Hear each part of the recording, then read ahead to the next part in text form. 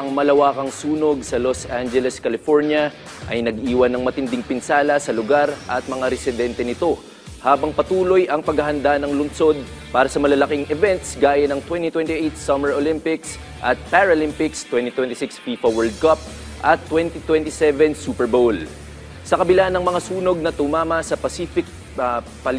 Palisades at Altadena, ligtas naman ang mga Olympic venues na kung saan ang Rivera Country Club na magsisilbing venue ng Olympic golf events ay malapit sa evacuation zone, habang ang UCLA naman na siyang magiging tirahan ng mga athletes ay nasa labas naman ng danger zone. Ayon sa officials at organizers ng mga major events sa lungsod,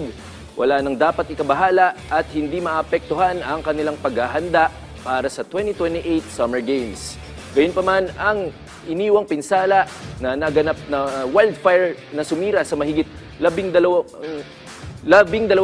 infrastruktura ay posibleng makaapekto sa mga proyektong kasalukuyang isinasagawa para sa Olympics, gaya ng pagpapabuti ng transportasyon, airport renovation at pagpapalawak ng metro system.